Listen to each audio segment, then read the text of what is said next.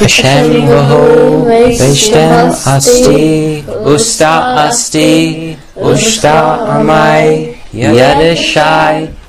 بچہ پیدائش کے وقت روتا ہوا پیدا ہوتا ہے، لیکن اس کے برعکس زرتشتیوں کا یہ عقیدہ ہے کہ ان کے پیغمبر زرتشت پیدائش کے وقت ہنستے ہوئے پیدا ہوئے تھے۔ پارسی مذہب کے معنی زرتشت موجودہ شمالی ایران میں 628 قبل از مسیح پیدا ہوئے اور 551 قبل از مسیح دنیا سے رخصت ہوئے۔ ان کی کتاب کو اوستا کہا جاتا ہے۔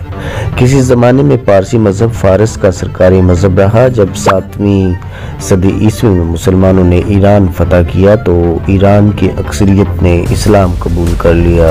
پارسیوں کی اکثریت تو ایران میں رہی، لیکن پارسی خاندان ہندوستان آ گئے۔ کوئٹہ، بمبئی، مالابار اور کراچی میں کئی پارسی خاندان آباد ہو گئے۔ پارسیوں کا بنیادی وطن شمالی ایران اور آذربائیجان ہے اور آج بھی تقریباً 2.5 لاکھ پارسی وہاں پر آباد ہیں۔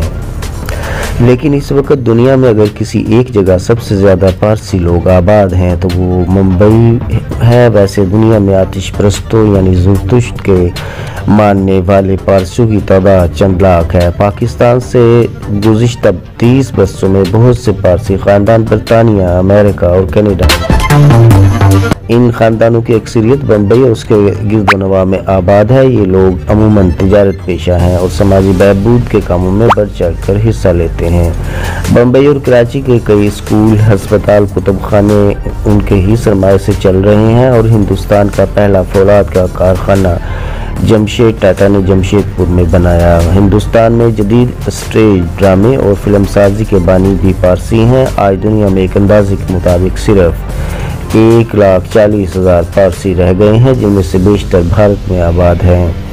کم تعداد میں ہونے کے باوجود پارسی بھارتی معیشت میں اہم کردار ادا کر رہے ہیں اور ٹاٹا خاندان سمیت ملک کے اہم صنعت کار پارسی ہیں۔ پاکستان کے شہر سکھر میں پہاڑی چاڑیوں والے سندھ کے تیسرے بڑے شہر سکھر کے سینٹ سیویئر چرچ والی چاڑھی اترتے ہی ایک قدیمی عمارت نمودار ہوتی ہے۔ یہ قدیمی عمارت پارسیوں کی عبادت گاہ رہی ہے اور دھرم شالہ بھی ہوتی ہے۔ سکھر میں پارسیوں کا ٹیمپل کئی سالوں سے ویران ہے اور عمارت کے ماتھے پر ٹیمپل کی تعمیر کا سال 1923 اور ماما پارسی لکھا ہوا ہے۔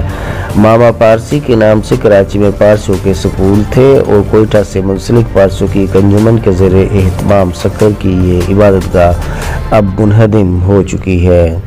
حالیہ دنوں میں پارسی پاکستان کے صرف 3 بڑے شہروں کراچی، کوئٹہ اور لاہور میں ہیں اور پاکستان کی تاریخ میں پارسی برادری کا اہم کردار رہا ہے۔ پارسی کمیونٹی نے پاکستان کی تعمیر و ترقی میں باوجود بہت ہی کم ہونے کے اہم کردار ادا کیا ہے اور ایک پارسی شخصیت ہی نے قائد اعظم کو سیاست کے میدان میں متعارف کرایا تھا اور پھر قائد اعظم نے ایک پارسی خاتون کو مسلمان کر کے شادی کی تھی۔ پاکستان اور بھارت میں ماضی قریب میں یعنی 15 سال قبل پارسیوں کی پارلیمنٹ میں نمائندگی بھی رہی ہے، لیکن پاکستان میں اب پارسی کوئی 1500 رہ گئے ہیں۔ اس لیے خدشہ یہ ہے کہ آئندہ الیکشن میں شاید ان کو ہندوؤں، بدھ مت کے پیروکاروں، سکھوں اور مسیحیوں کے مقابلے میں اقلیت کی بنیاد پر کوئی نشست بھی نہ مل سکے۔ قومی اور صوبائی اسمبلی اور سینٹ میں کسی اقلیتی نمائندے کی شرکت کا تعلق ہے تو اس حوالے سے پارسی برادری کا کردار مثبت رہا ہے۔ ہمارے ہاں خود اقلیت کے لوگ یعنی مسیحی، سکھ، ہندو، بدھ مت کے ماننے والے بھی عمومی طور پر پارسی شخصیت پر اتفاق کر لیتے ہیں۔ اس کی بنیادی وجہ یہ ہے کہ پارسی مجموعی طور پر تعداد میں کم ہے۔